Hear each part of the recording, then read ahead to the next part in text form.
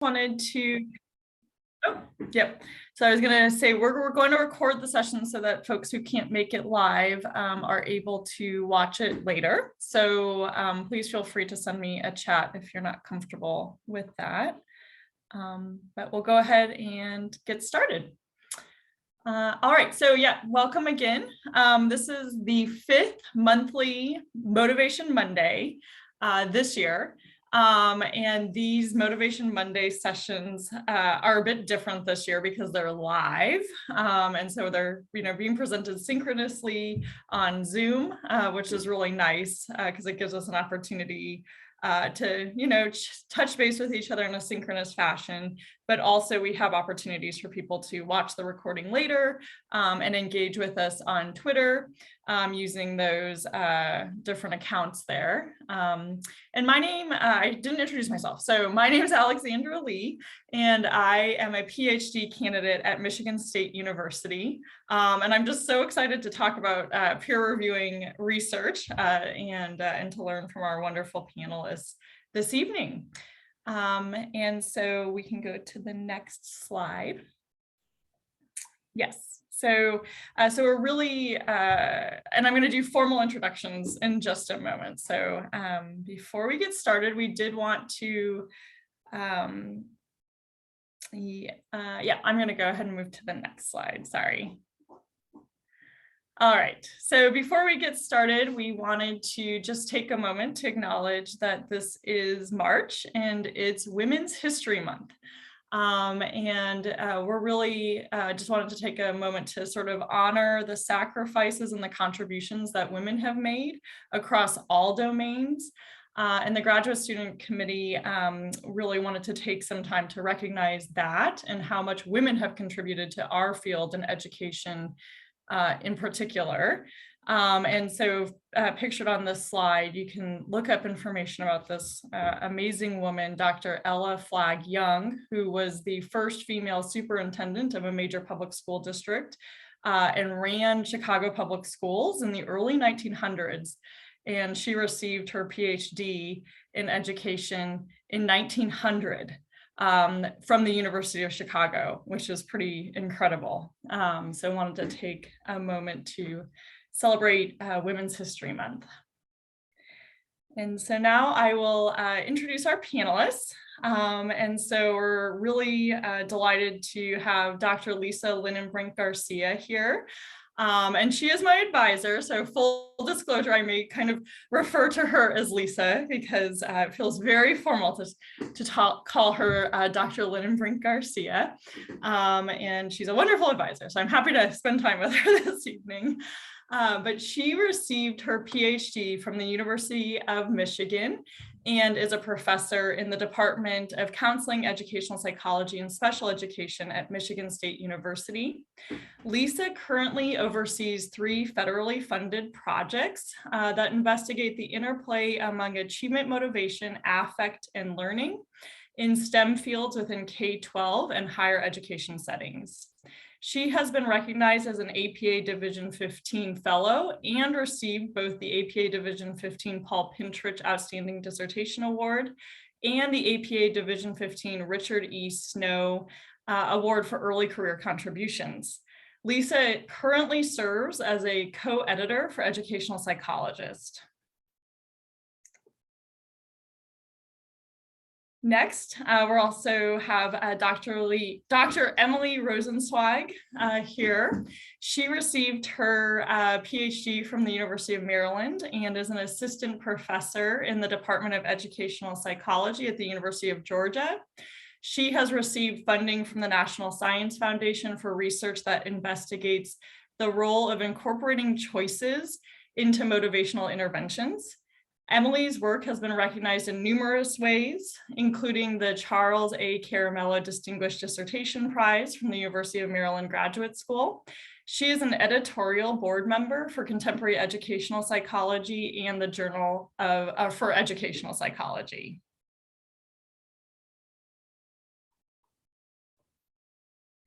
And then we also have Dr. Cary Roseth here from Michigan State University.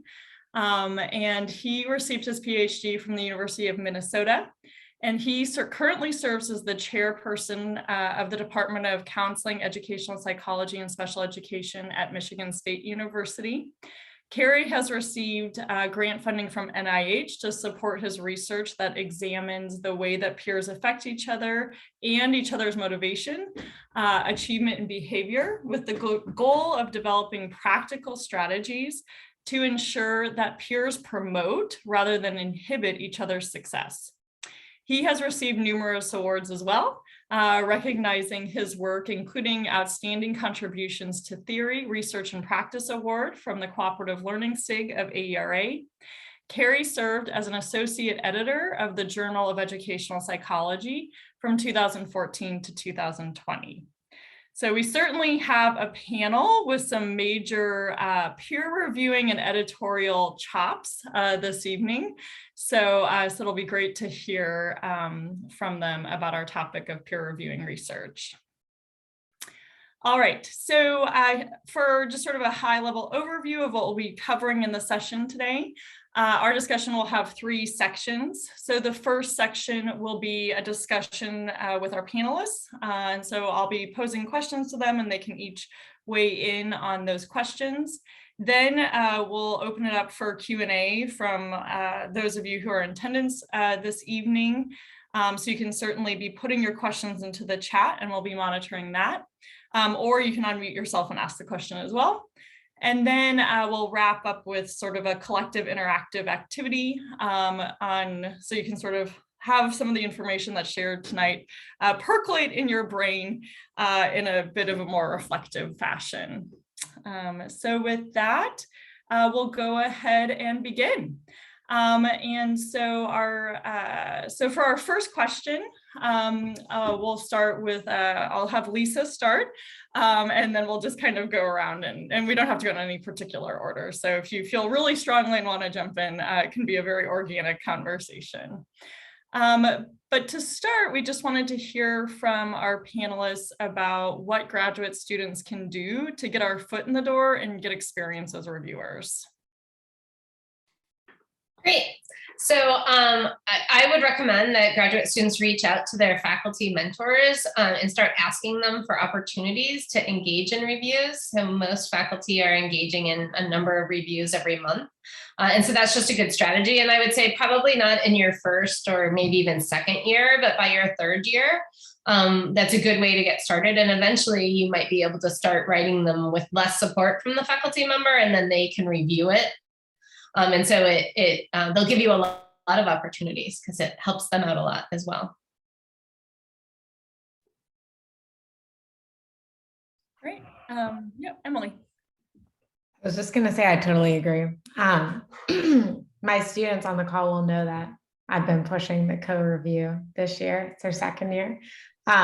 Yin did one with me already. I think Chen, we gave him some, he's doing one with his co-advisor, but it's a really good way to get experience. And for me as a student, I started getting invitations to review independently, but not until almost my last year as a graduate student. So just to echo, you probably won't be getting a ton of invitations on your own early on. So it's just good to reach out, get the experience.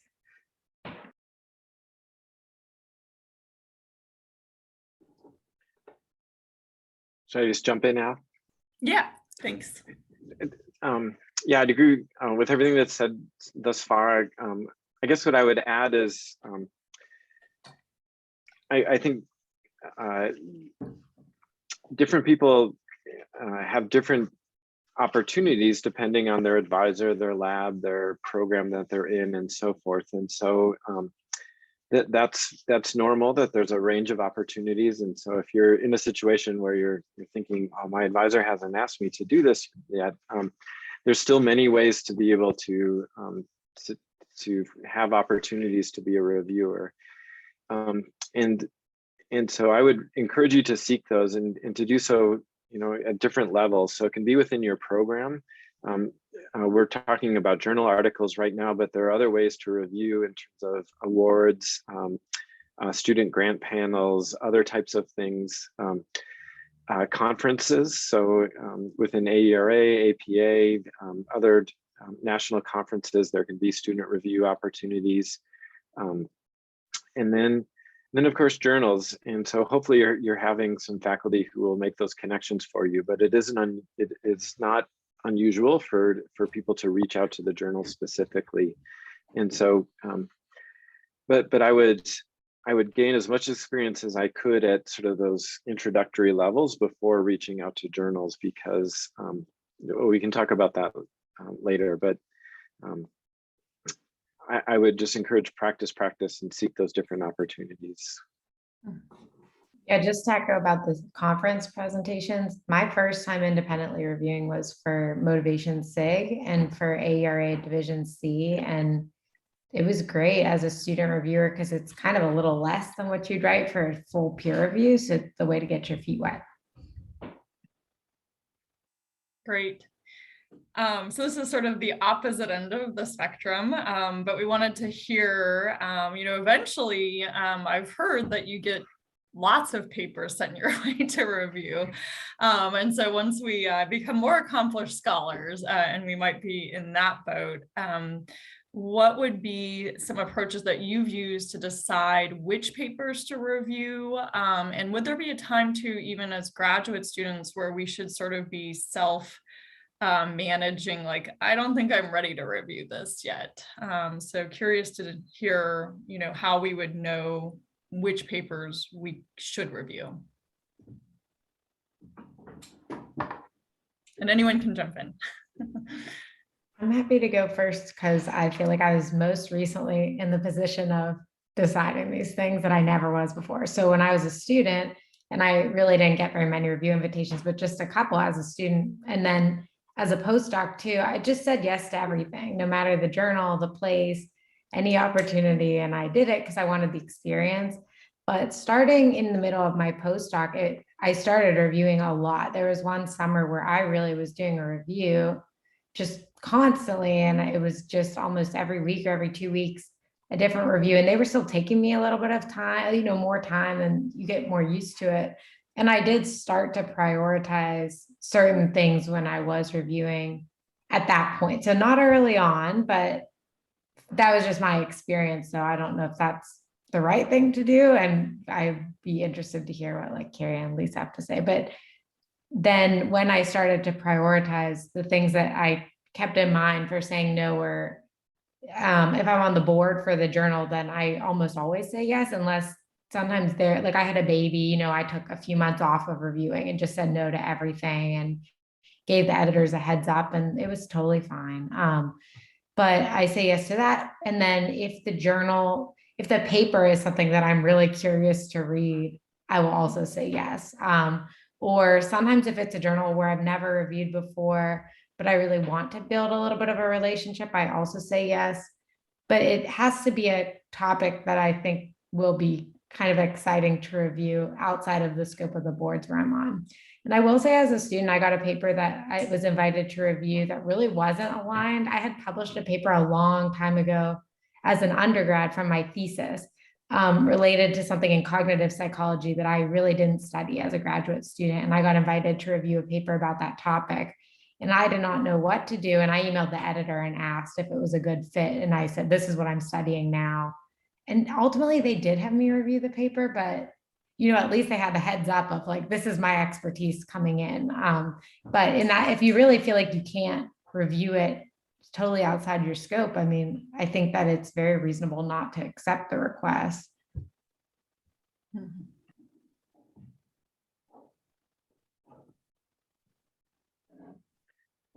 Want me to jump in, Lisa? It's taking turns. It's always a really interesting thing of like watching the microphones unmute and trying to read those Zoom cues. So yes, go ahead, Cary. Well, I would echo what Emily said. How you decide what to review, I think, changes over your career. And so initially, you take what you can get. And to me, that's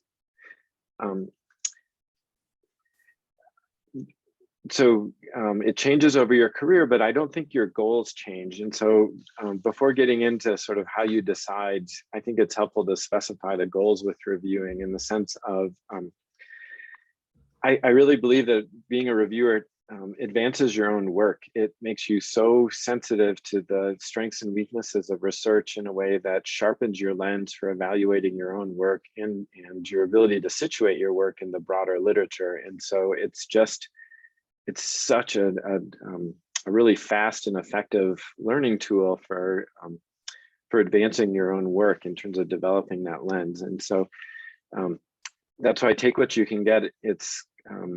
It'll make your work better. The other thing it does is it establishes and helps to develop your professional reputation. And so I can tell you as an associate editor, you know, and as a leading different review panels over the years, you learn very quickly who gives you good reviews, and you guard them like precious coins, because you're just so thankful for the time and insight and expertise that they give to the process. And so to me, then, reviews also have the goal of developing your professional reputation, but here's the caveat. It's also an opportunity to diminish your professional reputation if you don't do a good review. And so you have to take what you can get, but you have to say yes to what you can do a good job with, because otherwise, just as you learn who your good reviewers are, you learn who overpromises, who doesn't have the expertise, who doesn't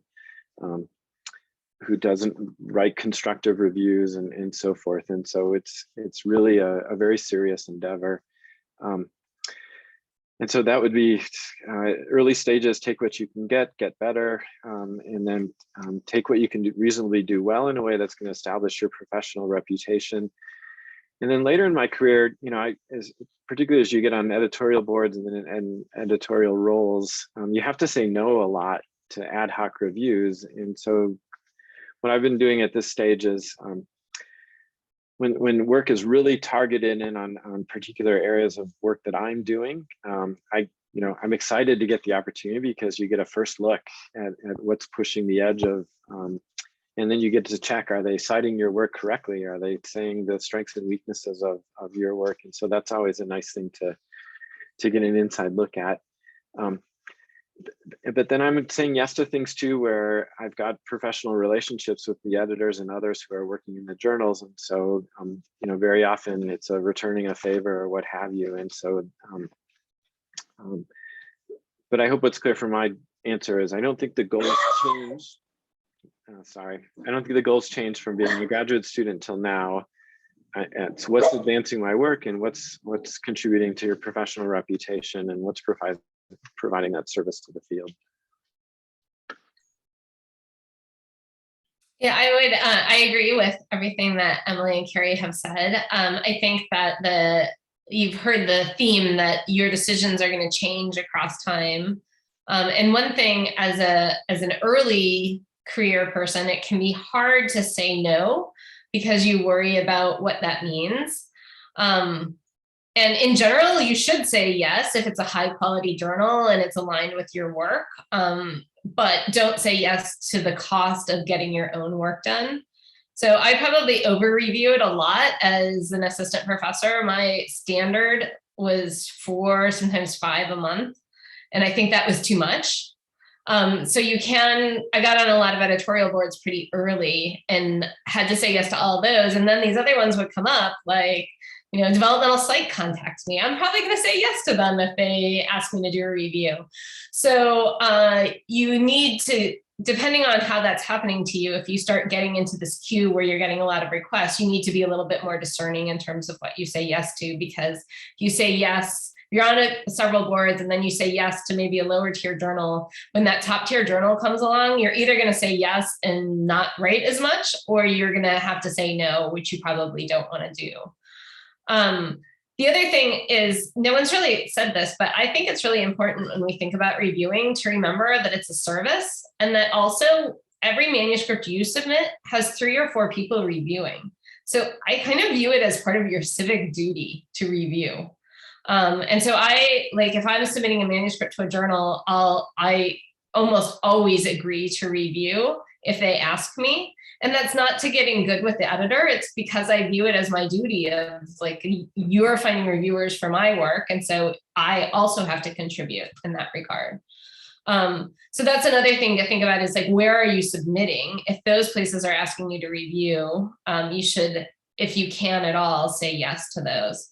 But again, don't say yes to things that are totally outside of your area, or you can even say to the editor, you know, I'm not so sure about my expertise as Emily did. Do you still want me to review? Sometimes they're asking you for a specific reason and they haven't said that in the letter because the letters are like these templates and you're in a hurry. Maybe you don't like clearly explain to the person why you're asking them. And so that can be another thing. The other thing I wanted to mention too is I would advise graduate students that if you get asked to do a review, just run it by your advisor before you say yes.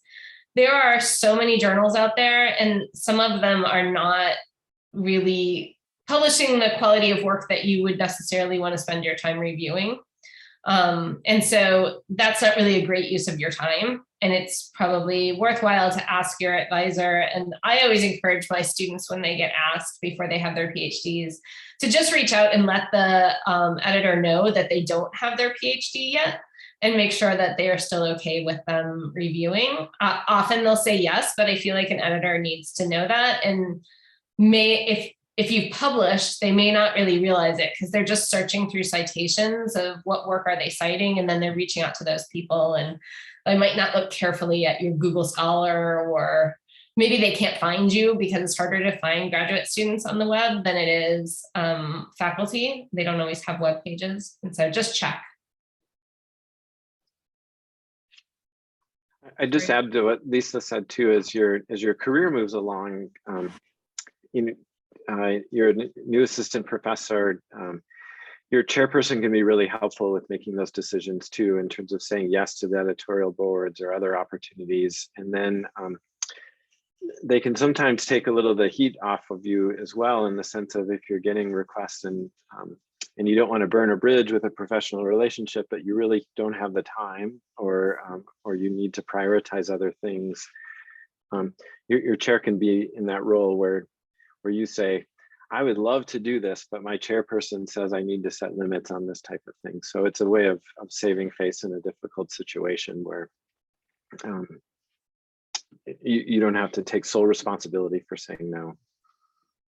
Yeah, my mentors did that at Georgia for me, because my first year was that same year that I'm saying in my postdoc, where I said yes to everything. And then my first faculty review, you have to say how many papers you reviewed.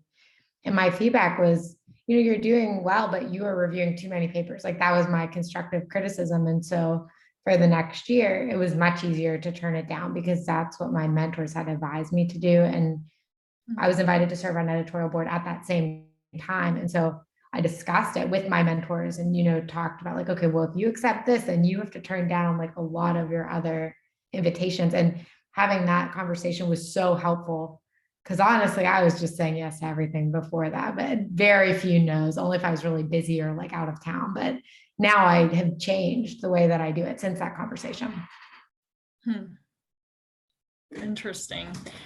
Yeah, it's very interesting. I have lots of follow-up questions, but I'm going to hold them for right now so we can continue to move forward. So, you know, when you have a paper that you're going to take on reviewing, we were curious to hear how you each approach that and sort of what your process is. And so I know, Emily, you said that got faster over time. And so if you have any tips and tricks about, you know, so how you approach looking at a paper.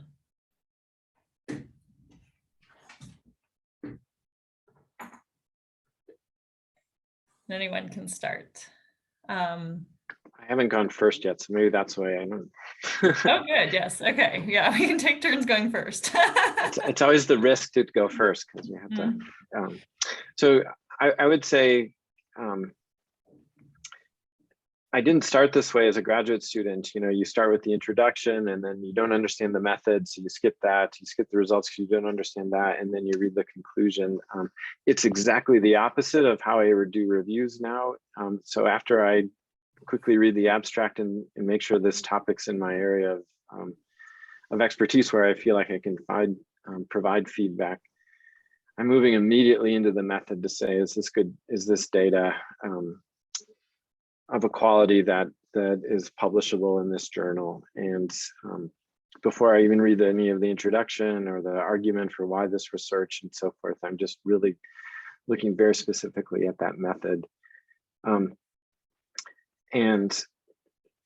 that provides the context for then evaluating the author's argument in the introduction for the need for the work, the importance of the work, and the justification for the method. And so I came to that by way of volume. You know, you just have to move through a lot of things and ultimately make a recommendation about to accept or to revise or what have you. And there's always advice, there's always constructive feedback in terms of crafting the argument of the introduction or the discussion, but all of it, all of that advice is of lower importance if the data itself doesn't justify the introduction and the discussion itself. And so that's how I approach it.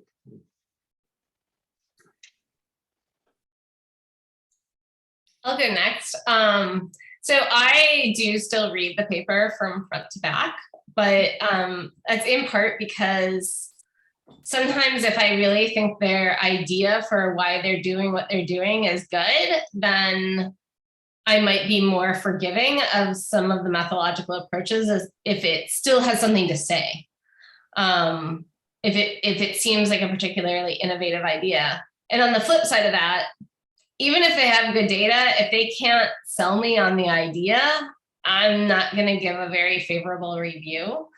I will say that I read the intro quickly. So I'm not like, I don't get bogged down in it. So I'm going to read it pretty fast, get a gist of whether this is an interesting question. And then if I get to the method and results and it's really not up to par, then I'm kind of don't have to go back and look at the intro. But if I get to the method and the results and it's really strong, then I'll often go back and reread the intro more carefully. So it's kind of an abbreviated version of Cary's approach where he'll dive straight into the method and the results. I do like to kind of skim through the introduction and get a sense of the overall argument. And then I do usually read through the results section very carefully. My graduate students will know that my favorite thing to do is to pull out the correlation matrix and compare it against the beta coefficients in any path model or regression to look for statistical suppression, because it's often there and people don't comment on it. So, and just to kind of understand how that correlation matrix aligns with the findings that they're reporting in the larger element. So maybe I might be moving on to subparts of the question. Maybe I'm not supposed to say that stuff yet, but yeah. So I'll leave it at that, and I'll come back and talk more about then how I approach the write-up later. Yeah, my approach is similar, probably more similar to Lisa's than to Cary's, although I totally agree with your point, Cary, about like the key thing that I review for is whether the method answers the question that's posed in the intro. And if that's not there, then I will reject the paper. So I read a paper twice when I review, at least twice. First, I like read it quickly. So I skim the intro, I look at the methods really detailed. Then I skim and I look at the results really detailed, and then I skim the discussion. So kind of like what Lisa's saying, just are they answering the question they set up to answer? But I need to know what the question is, because I've tried method first reviewing, but for me, the out of context from the setup is hard for me. I like the way, I think just the way that I like to frame a paper myself. That's how I think about it. And then I'll go back through and do a really careful read, and I'll like to note my comments down. And at that point, I'll spend much more time on the intro, but I do read it before I go through. And that's the main thing I'm looking for is whether you've identified a question and, you know, made a case for why to look at this question. And have you answered that question, and do your results answer that question? And are you interpreting the answer correctly to that question? So I always go through it, just keep reminding myself. I'll usually make a Word document, like paste in the questions so that I can keep coming back. Like, is this aligned? And is this aligned? And that's my general approach. Yeah, and actually that's sort of a good segue for one of the follow-up questions was just, we were interested to sort of dig in a bit more into your process. So, you know, do you have do you print the tables out and look at them as you're reading the results? And, or do you have a, you know, are you commenting on the document and then synthesizing it into the write-up that then you're sending to the editor? So if you don't mind sharing a bit more of like, in the nitty gritty of your process, how are you doing things? Yeah, so I'll dive into that. So when I sit down to read it, I have it as a PDF file. And I do print the tables and figures because I find that I want to mark them up. So even if I put them on a separate screen, like I like to be able to look at them and mark them as I read. And so I'll highlight and make comments in the PDF file. And then I also have a Word document up at the same time where I jot down like my bigger level thoughts. In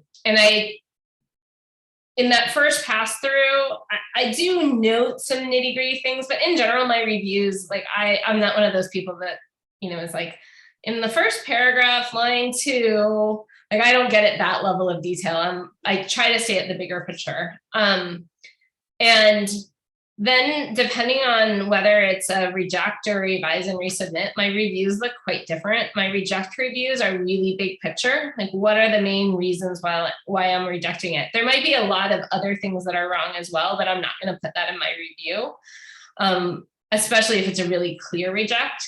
If it's a piece that I'm recommending reject, but I think others might recommend revise and resubmit, then I will put in more of those details, because you can run into a situation where you do this broad level reject, you don't raise all these other issues, and it gets a revise and resubmit, and then you get it back and you're like, well, yeah, but there was all this other stuff too that I didn't bother to say. So you kind of have to judge that in terms of whether or not you think it's a really solid reject or a borderline reject. And if it's a revise and resubmit, I spend a lot more time.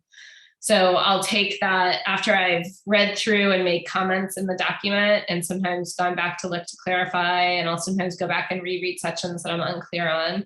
Then I have my Word document and I start like writing up ideas from those big themes. And then I go back through the PDF and I pull in other things that I want to comment on, but I don't put everything that I marked in my PDF into my review. Sometimes I feel like some of it's a little bit too nitpicky, and I'll try to kind of get at the bigger idea, or I've criticized so many things that I just think it's a little over the top and I don't need to put in all those extra comments. And then I'll also, and some of it's just like your opinion, right? Like you think it would be better if they did it this way, but it's fine the way they did it. And so I try not to get caught up in that stuff. And then I'll put, like, if there's major grammatical formatting issues, I just put like a final line that says, you know, there's grammatical and APA formatting errors throughout, a careful editing is needed, or something like that. I was going to say one other thing, but now I can't remember what it was. Oh, I also sometimes organize my reviews based on major points versus minor points. So in general, for an empirical paper, I organize it by intro, method, results, kind of in order. And the discussion often gets looped back into the intro because they're always interconnected. And so I'll try to combine those themes. But there are times when there's such a major issue that I don't really go in that order, and I start with like major points, and then I'll have a minor point section. So the format of my review depends a bit on what my concerns about the paper are. Like if I think there's a fundamental flaw, then that's going to be the first thing, kind of no matter where that occurred, if that fundamental flaw is in the results or the method, that's going to go first. And then I'd probably do a really short review if I think there's fundamental flaw, but so I try to organize it to highlight what's important for the author and the editor. Mm-hmm. I can go. I do something similar. I organize mine by major and minor as well. I go through the paper sometimes like in order, but most often I also do major concerns and minor concerns, and I do them in order of importance, especially when I reject a paper, because normally I'm rejecting a paper for one specific big reason. Usually that whatever has been set up is not what is being proposed, or that there are fundamental issues with the method of the study that make it impossible to answer the question accurately. And so I like to just, if that's the case, then I just start with that and I don't list tons of other things. Anything big that I think could be addressed, assuming they want to submit the paper elsewhere, if I'm recommending a reject, I'll note, but nothing really specific that would be kind of more idiosyncratic. But yeah, I guess, like I said, I read the paper twice and then I keep a Word document where I just keep track of all my notes as I go. So I don't print anything out or annotate it, but I open one window with the article, then a second, how you can do new window in Word or PDF. So I open two of the same, and then I scroll one down to the tables and figures so I can go through it as I'm reading, and a Word document on the other side. And so I do a big picture read first, and sometimes I don't note anything down in there, but usually I'll note big questions. Like as I'm reading the paper, as you read anything, it kind of helps yourself to ask questions, personal curiosity questions, follow-up questions. So I'll jot those down as I go. And sometimes if they get answered, I'll delete them. But then sometimes what happens is my sort of hunch of something I was thinking isn't clear is verified. And then I'll say, put a point like again in method or something like that. Go through it once pretty quickly. And then I'll go through at a detailed level and I'll jot down anything that comes to mind. I'm also not line by line nitpicky in my reviews. So I tend not to be, it's very rare, unless it's really something I think is a factual error, that I would flag like a particular sentence or something. There have been situations where particular wording and sentences, actually the paper Yin and I just co-reviewed as an example, there were particular sentences and phrases we thought were not like appropriate for the way that the paper was framed, and we did flag them. But in general, I try to leave writing style to be writing style and grammar to be grammar, unless there's a ton of errors. But I'll jot down everything in my Word doc as I go through the second time. Then I kind of copy and paste and move all my points around to be in order of the major things, the more minor things, and then sort of like Lisa, like I have a lot of like even more minor things that sometimes, depending how long that review's gotten, it's like, okay, you've had enough. Like I don't need to point at this level out, and I'll take them out. And yeah, that's kind of how I do it. And I check the tables and figures both as I go through the paper to make sure like everything in the table is saying what the text says, but then also at the end, I'll read them again fresh to say, if I was just coming into this without having just read the paragraph that corresponds to it, does everything make sense? Can I understand it? Does it seem clear? Does anything seem wrong? With kind of fresh eyes as well. I think that's all I need to say about my strategy, but yeah, in a lot of ways, it's very similar. This is such an interesting question. So much of what I say will overlap, but one thing I'll add is I've just always found reviewing and editorial work to be really, really hard work.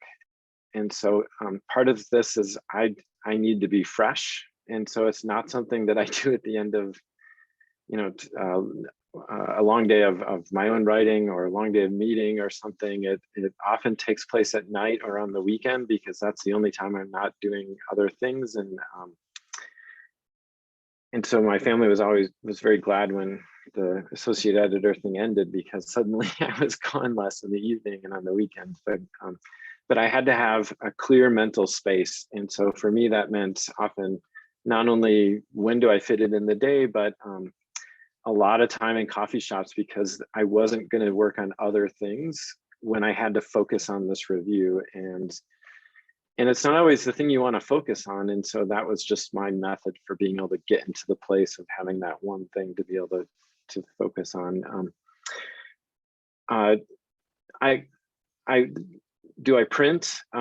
When I started, for I'd say first 10 years or so, I printed everything, because it was just, it was hard for me to figure out what was going on with these papers that were sometimes in my area, sometimes not, sometimes methods I was familiar with, sometimes not. And I'm a big sort of circle and make notes to myself, and it's just very interactive with the document. And so that was sort of the way I did it. I've gotten better over time where I don't have to, I can use the PDF to find the major issues and then print as needed in terms of tables or sections. But but I really like to be able to interact with the text in a way that helps me figure it out. So I'll print as needed now for that, but that took a decade to get there. So if you find yourself printing, I think that's part of the process. I'd love to say I type right on the computer, but I'm scribbling in the margins and have a sheet of paper that I'm writing on too. And so I've gotten more efficient of having an open Word document, but sometimes I don't quite know what I haven't figured out how I'm gonna, what my judgment is on something. And so that takes a lot of back and forth in terms of asking a question in the margin and looking for the answer later as I read through the document. One thing I'll say in terms of how I write the review, I work very hard to just incorporate three things: identify the issue in a way that there's a shared understanding with the author or the editor of this is the thing, and sometimes that's a quote, sometimes it's not. But what is it? Identify it, evaluate it. Do I agree with this? Do I disagree? Do I have concerns? And then justify it.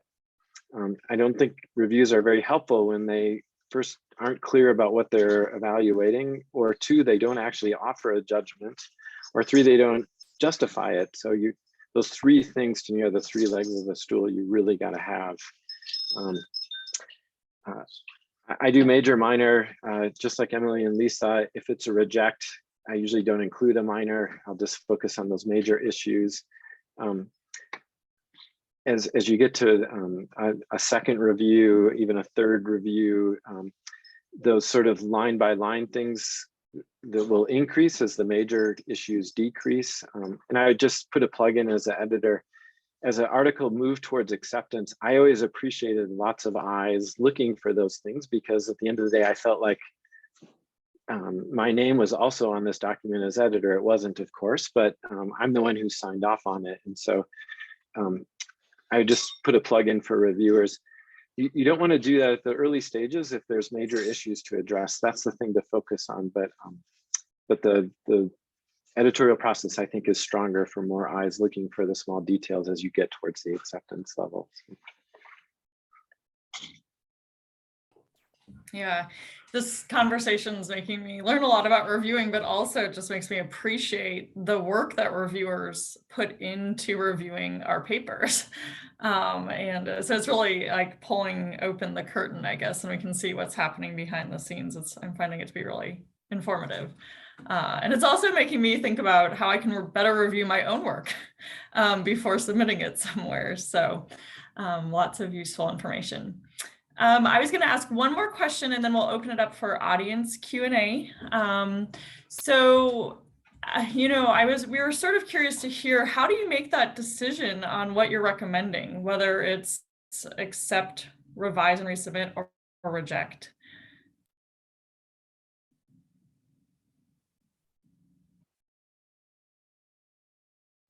I sort of already said, but I'll just reiterate. For me, I don't think I've ever accepted a paper. I haven't reviewed as many papers as Cary and Lisa, I'm sure, but I have never just accepted a paper. I've given major revisions, minor revisions, and reject. And I reject a paper when there's a fundamental issue, when like what's being proposed as being asked or to be answered in the study is not what's being done, or when there's an issue with the way the data was collected, that they'll never be able to answer that question with that data. Sometimes I'll give a reject too if I do think it's possible that with revision to what's there, maybe the paper could eventually be in a place to make a substantive contribution, but it's just so far afield from what would need to be there that it's not really feasible to imagine that within 2 or 3 rounds of revision. I'll do a revise and resubmit when my concerns are more with the framing of the paper or the interpretation of key findings, but I think that the method is sound and the question could be sound. It has the potential to make a contribution, and it's more about the authors being clear about what that is, or being more transparent about details of the methods that aren't there, or being clear about their interpretation and the implications. And then accept versus like, what's the word, major versus minor revisions. It's just a matter of what my concerns are and how big I kind of perceive that the revisions are. I'm not, if it requires like a lot of revisioning, a lot of rewriting, I would give it a major. Or if I have a lot of questions that weren't answered, it's more, I tend to err on the side of reject or major versus minor revisions. I have to really like the paper to give it a minor, but I think maybe I'm too close to the early stage of being overly critical. I'm not sure. So I'm curious about Lisa and Cary's perspective.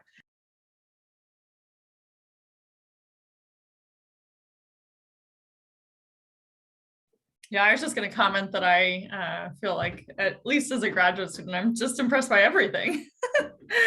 So getting anything that would be, I feel like I would err less on major or reject, because I'm like, wow, that's really amazing. Yeah, I'm curious to hear what Lisa and Cary, how you make these decisions.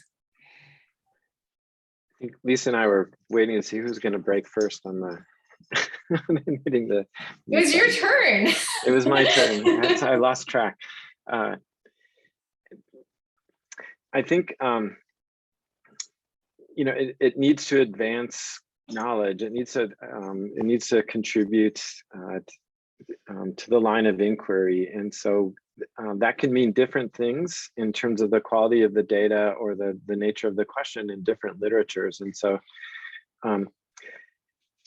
if I'm an editor, I'm really looking to experts in those particular areas to help me understand if this is truly an advance on existing knowledge or not.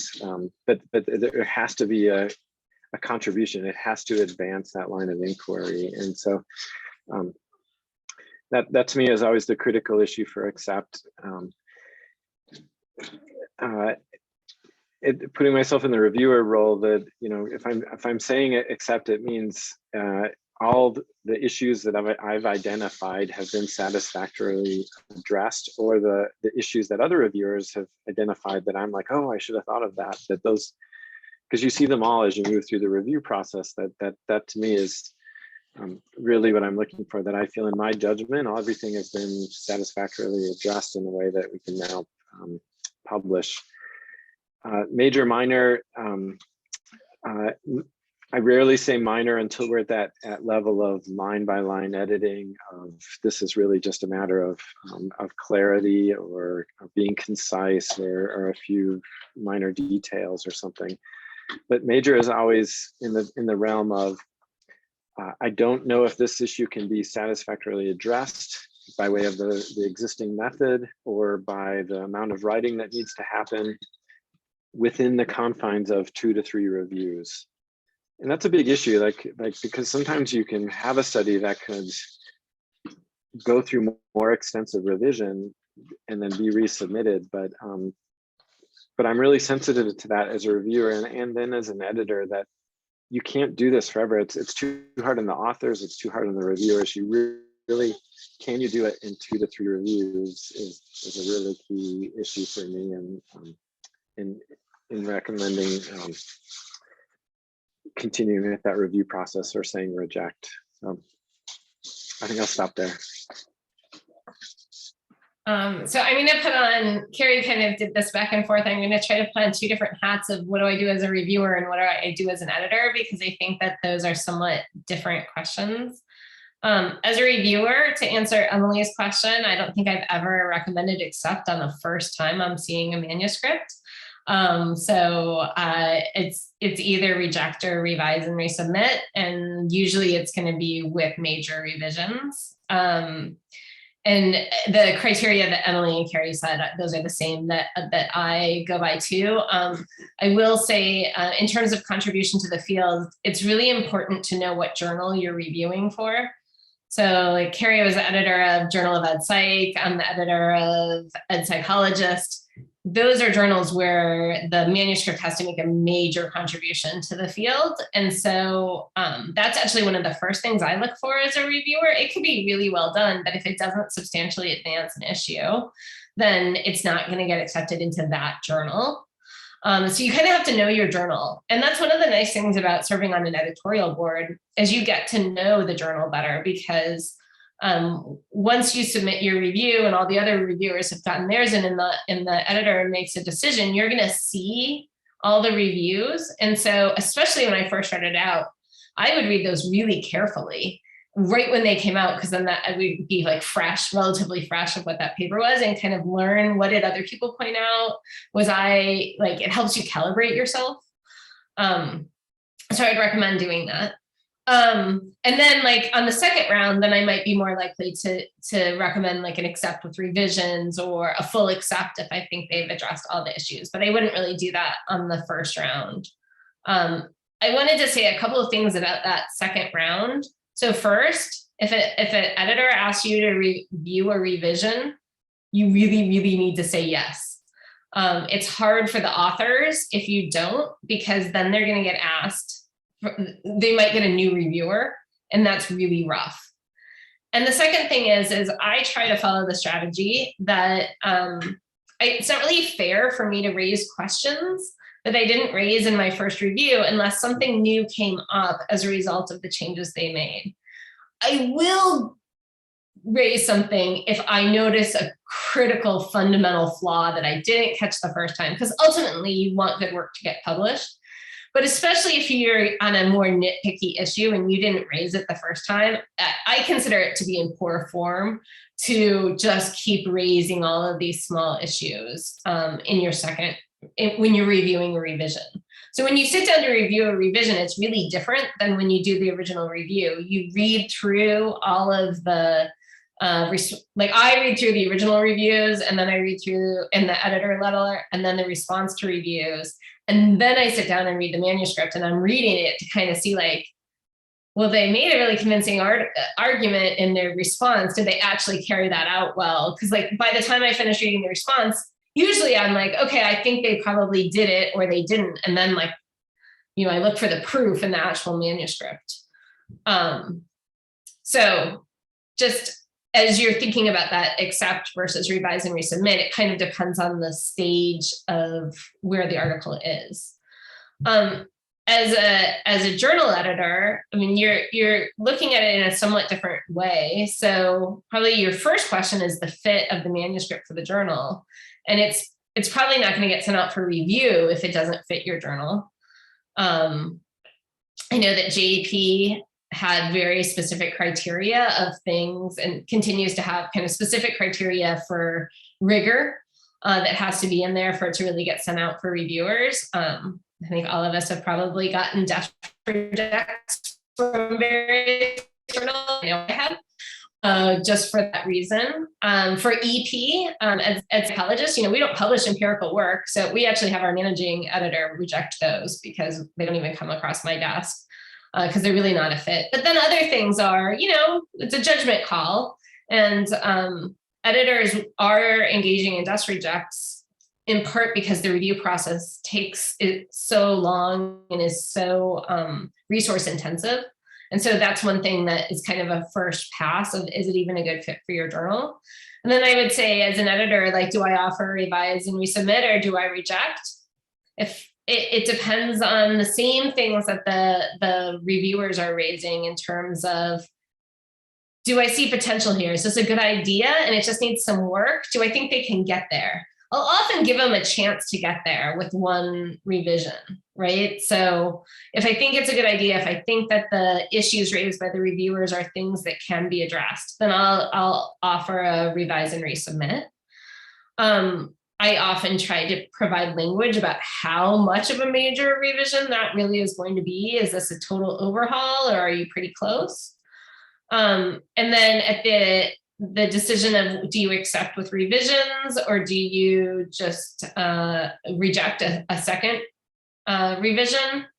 Again, you got to see, did they make good progress, right? So if you're in on your second revision and there's still a lot that's wrong, you might reject it at that point.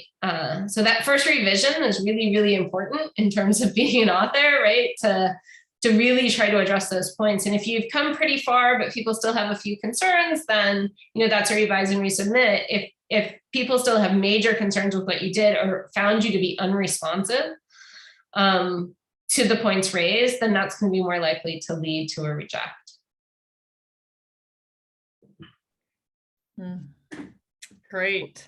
One All thing right, we have a few questions. Unfortunately, I don't think we're going to get through all of them, but I'm going to ask them in the order that they came through in the chat. So the first question is from Andrew Perry, and I like this question because it's motivation related. So for those of us who review as graduate students, do you have advice for shaking off the feeling that our reviews are not good enough given our inexperience with them? And so are there ways that you'd recommend that we can use to enhance our self-efficacy for reviewing?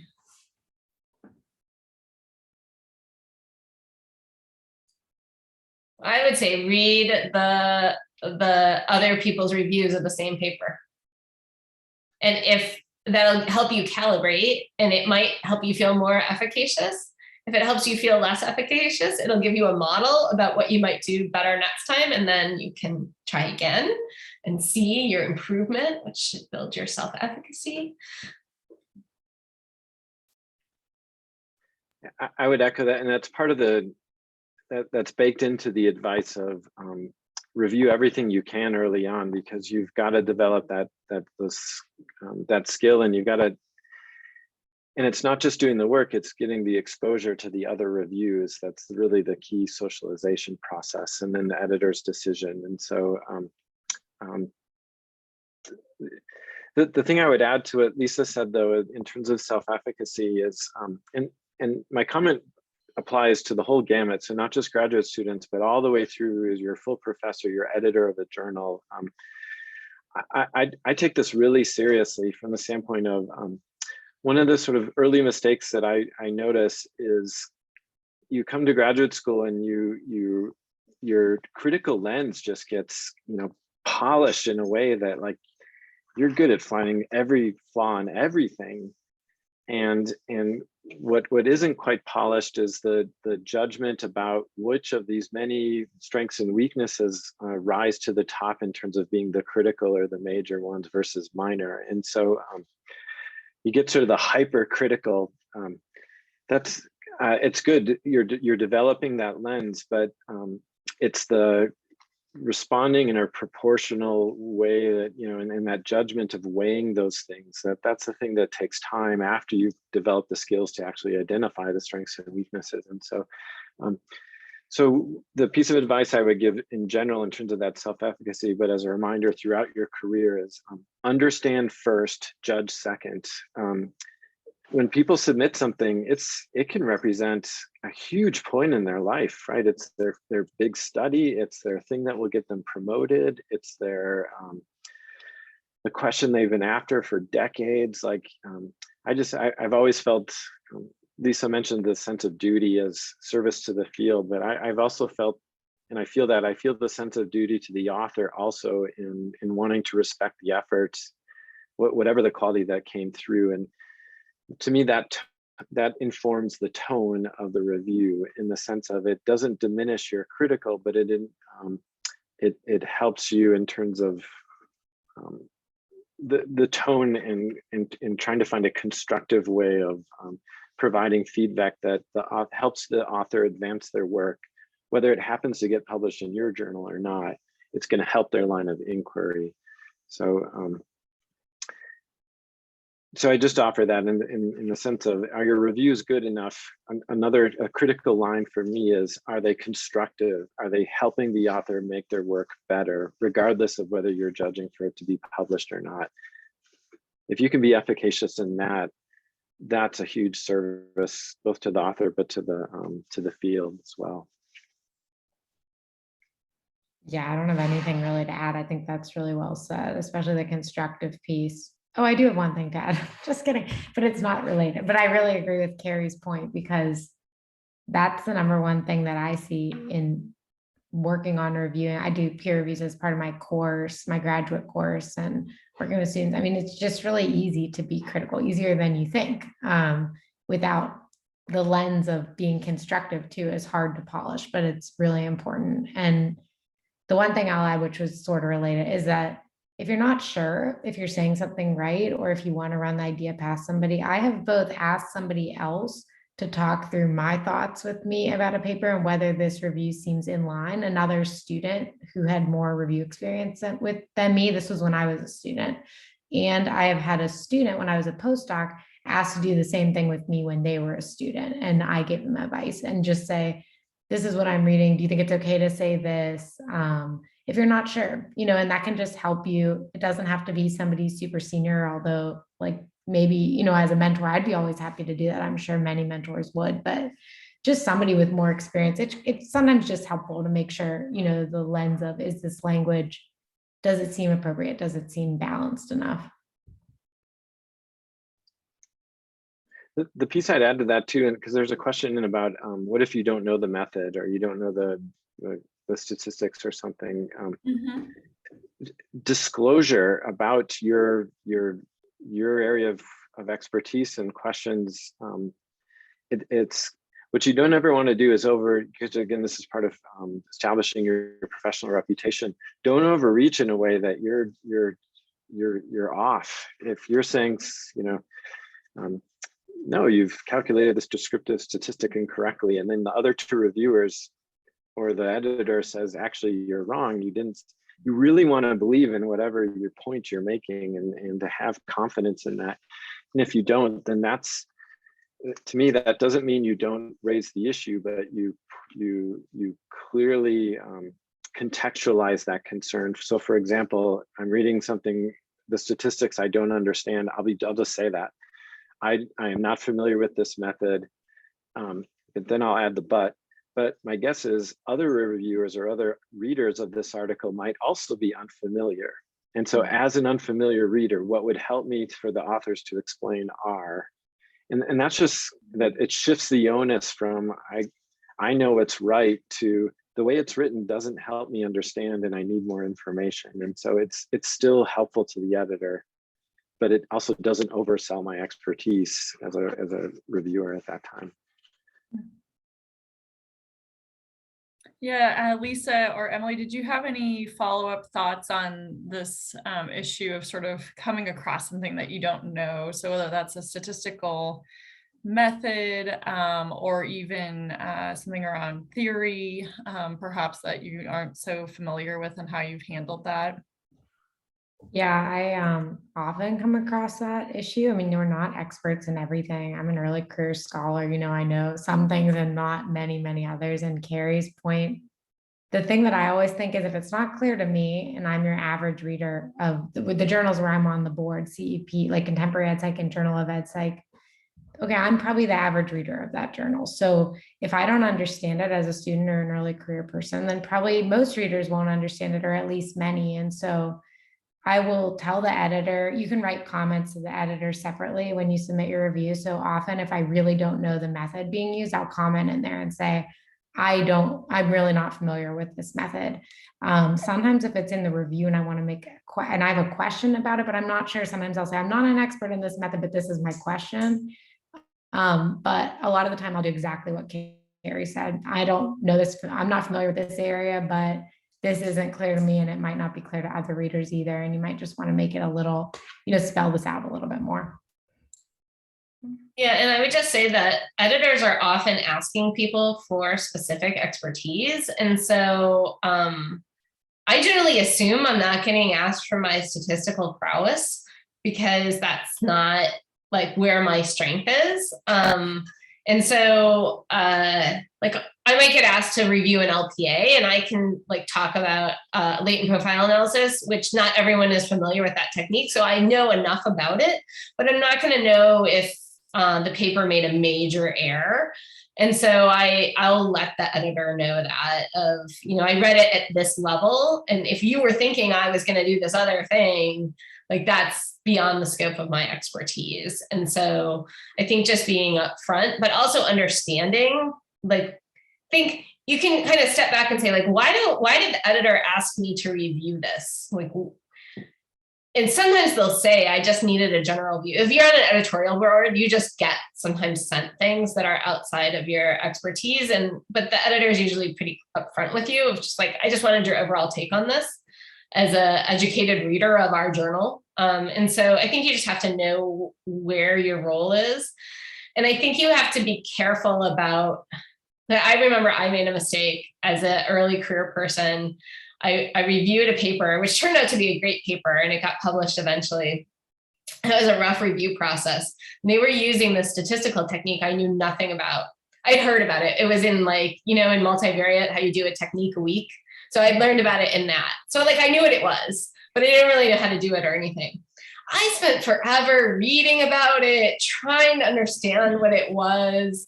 And that was probably well beyond the scope of what was expected of me as a reviewer. I think I could have just said, I don't understand what they're doing, as Cary and Emily have suggested. So I think it's one thing to go look up something, like if you know how to do something, but you just don't remember the specifics and you Google a few things to make sure that you're right before you put it in your review, that's a smart thing to do. But if you have to go learn how to do a technique, you should not be commenting on it in your review, because it's just, you don't have the expertise, and for you to gain that expertise is going to take way too long, and you could be wrong, and it's just not a good path to go down. So it's okay to admit that you don't know a particular area. And sometimes you put that in the paper, like I'm not an expert in X, but I have concerns about this. And sometimes you put it in the comments to the editor, and that just depends on kind of the comment that you're making, where would be the more appropriate place. Mm-hmm. Great. I would just say that we've I think in our examples have all used, methodological examples, but the same issue applies to reviewing things outside your area. The authors make an argument that this is a critical piece of research that advances this literature. And I say, I'm not an expert in X literature, but the argument doesn't convince me. There's my issue, there's my judgment, and now I need to provide a rationale for why I think that. I'm not convinced because, and that can be in the discussion too, where conclusions can go beyond the data, where you, again, aren't an expert in the literature, but in terms of the way they're extending the implications. So I would just encourage people again that I think the theme is to be upfront, but in the spirit of there will be other readers like you. And Emily, I don't know if I ever call you average, but it is a nice way to think about it. There's going to be other readers like you that will benefit from you trying to raise questions that they're likely to have as well. And I'll just add one quick thing that, like, as a student, you feel such a sense of threat when you don't know a method or a theory or a framework. But I would say in every paper I review, I don't know something about it. I mean, if I was only reviewing papers that did exactly the thing I did with the theory that I use in the context that I study, I would probably never review any papers. So, it's easy to experience that and think, oh, I'm not qualified to do that, to the earlier question. But honestly, that's so common. I think it's just dealing with it appropriately and not seeing it as it doesn't mean you're not qualified to review the paper. In some ways, it makes you more qualified because of those reasons. You can be the kind of general reader that's helpful to clarify when things aren't there. Great. All right, so I'm going to do sort of a choose your own adventure on this final question to wrap up our discussion. So we were able to address most of the questions that were submitted, with the exception of one from Joey Eisman. And he had a question of, what is, as people who've reviewed lots and lots of papers, what's one common issue that manuscripts should seek to avoid if our questions aligned with our methods, and so that we've overcome maybe that major barrier. And so you could answer that question, or if you'd rather answer a question of what's your one key takeaway tip for graduate students as reviewers. So it's up to our panelists on which one you want to answer between those two questions. And anyone can start. I'm giving you a lot of autonomy. Okay, I'm going to start with the takeaway because I don't know that I have an answer to the other question. So to me, the takeaway is to understand that this reviewing is part of a developmental professional process and part of being a community of scholars. And so one, it's an opportunity for growth and improvement, and that it's a skill to work to develop and that you will get better at over time. And two, to remember that you're often on the other side of this review process, and you should put yourself in the shoes of the author receiving the reviews. So choose your language carefully. I always try to write mine in the third person. So rather than saying you should do this or you did this wrong, I say the author. And I try to phrase it in a constructive way, like instead of this is really bad, which of course, like no one would write that, but you know, so this section was underdeveloped, right? Like there's phrases that you can use that even though it might seem like it's trivial, when you're the author on the other end of receiving those, it doesn't feel trivial at all. And so if you think about this as this professional development process, consider all of the sides of the coin as you are engaging in the review process. And then as you're receiving the reviews back too, right? As an author, you know, you have to realize that there are humans on the other end developing these reviews, and maybe they had a rough day and they maybe didn't say something as nice, and you just need to kind of sift through that and get to the key point that they're making.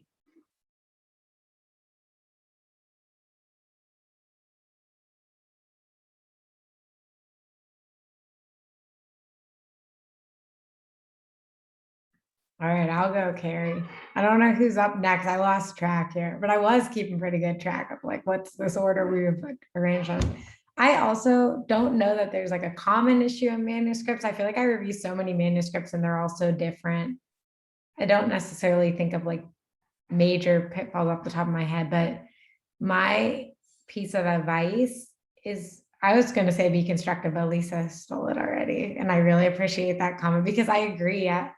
As a student and early career person, getting back reviews during like a pandemic with a new baby, it's like, every review, every journal decision, you know, you're like, I'll never open this. I'll never open this. And shout out to Lisa as an editor, because she was editor at Psychologist. We just published a paper and we had the best reviews. I mean, it was just like every reviews was so helpful. And the difference is because the reviewers really wanted to help us. Like they gave us suggestions, as did Lisa, about like specific, okay, here's the issue I'm having, and here's specifically one way you might think about addressing it. And you don't have to do it that way, but this is what I have in mind. And with that, I feel like that would improve it. And every comment was like that. And it was just so easy to go through the revision because you feel like we're all working on improving this paper, which got infinitely better because of the constructive nature of the comments. And so I guess my tip just to build on that will be, if you're saying something needs work or you're identifying a problem, to the extent possible, try to identify some way they might be able to address it. So not like collect new data necessarily if that's not possible, but for me, even if there's flaws, I just say the authors need a stronger rationale for why they're looking at this, or they need to reconsider their interpretation of this. I give some options, or just try to think about how this actually could be addressed. It's not up to you to rewrite a paper or anything like that, but to the extent you can do that without a lot of work on your end, it does help kind of communicate what you have in mind. And my other tip is what I just said, just don't be afraid. It is overwhelming, but you know, a lot of reviewers are students and early career people, and that perspective is valuable. You're chosen for a reason to do those reviews. And it gets easier and faster.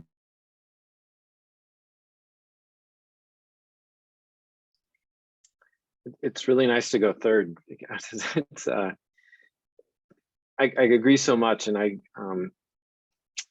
and so I'll echo some things and try to add something new. But I did want to say, Al, to your the way you framed the question in terms of assuming there's alignment with, to me as a reviewer, as an author, as an editor, that's the thing. It's and so it's just a huge assumption, and so I didn't want to let you off the hook entirely on just assuming the whole game, which is that you've got alignment between the argument, the need, the method, the conclusions. And so to me, that's the critical issue, is that alignment piece, because you've got a weak sample with a correlational study, single time point, but if you can make the argument for the literature, and that's in terms of need and advancing, then that might be the right method for advancing that work. And so I just want to let you off the hook entirely on the assumption of alignment, because it's just, at the end of the day, that's the really critical issue, I think, in deciding for accept and reject. To pick up on the tone, the approach, and so I'll use some motivational language, but again, instead of having this avoidance approach of, I'm going to avoid letting any mistake through or any weakness through, or I'm going to avoid publishing, allowing people to publish bad work, where it's just the whole approach to it is very much in terms of that critical avoidance type of approach to evaluating. I think the more helpful one is to have that helpful approach, where how can I help the authors, how can I help advance work in this area of literature? And so reframing that critical lens in terms of help, the tone will follow, I think some calibration in terms of your judgment or what are the critical issues will follow, deciding, you know what, I don't need to nitpick here. That follows from the helpful approach as well. And so that's an echo of the previous comments. The new thing I would add is there are little comments that came through in the way we describe the way we do our work, but that pointed to this, but I wanted to make explicit, this is hard work and it takes a lot of time. And so everything that you're hearing, you know, I can remember early on, reviews could take me 3-4 hours and sometimes multiple seatings, because I had to do some additional reading to figure out what I thought about something, because I needed to brush up on a statistical technique, or I needed to follow up on, you know, they cite this study, I should really know that study because it's in my area and I don't. So I need to read that one in order to, and I'm sure the same is true for Lisa and Emily as well. At this, there's a ton of hours that went into developing these skills and so forth. And so I would just, if you find yourself stuck, if you find yourself taking longer than you thought, that's all normal, and you just keep at it, and you got to do the work. You got to put in the reps, and then when I said things like a decade later, that's 10 years, that's hundreds of reviews. So don't take that lightly. It's you'll see things differently after that amount of time as well, but you got to do the work over that time to get that sort of precise lens. So I say all that because I think sometimes there's this misconception that there's like this, you know, special gene that someone got that made them a good reviewer or excellent editor or what have you. You're here, my guess is everyone has the capacity, and so you just need to do the work to be able to develop the skill. And so I hope that addresses the efficacy issue too. It's developmental, but it takes time. Yes, yeah, to Corey's point, yes, we have to have a growth mindset and a mastery approach orientation to reviewing. It is kind of fun to throw out the motivation jargon, because it's hard to find people I can do that with outside of the lab and this space. So yes, and thank you for calling me out too on sort of assuming that the alignment is something that just happens easily. All right, so we are going to transition to the Jamboard activity. Maggie, I can share a link here in the chat, and we can take a couple moments for that. If you wanted to navigate there to the Jamboard, and then you know, please share, you know, some of your takeaways from today and sort of some strategies that you may use in your own work as graduate students related to peer reviewing. And we'll just take just a few minutes for this, and then feel free, yeah, also to share on Twitter some of your takeaways, and certainly other folks may see all of this great information we've learned and want to watch the recording later. So definitely tweet out about the session. This has been a very informative evening. And then I did want to just share a couple announcements of some upcoming events. So we have the next affinity group discussion, which will be coming up at the end of this month on March 28th at 7 p.m. So those are also on Mondays. So you can really just kind of drill into your mind Motivation Monday for MoTSIG graduate student events. And then in April, we'll have another Motivation Monday panel live on April 11th at 7 p.m. around collaborative research. We've got some really interesting panelists lined up for that. And then AERA, of course, is fast approaching. So we've got that on our minds. And we've got the in-progress research event is set up and ready to go. So you can access the tiny URL link to sign up for that. And the purpose of that event is for graduate students to have a low stakes opportunity to share their in-progress work and get feedback from others. And it will be happening at the place-based AERA. So it'll be a place-based event. And so please feel free to, if you know, I think it's a great opportunity to get some feedback from people who aren't, you know, working side by side with you and have different advisors and different perspectives and that kind of thing. And then we don't have this totally scheduled yet, unfortunately, but we'll also be having an AERA MoTSIG graduate student social event.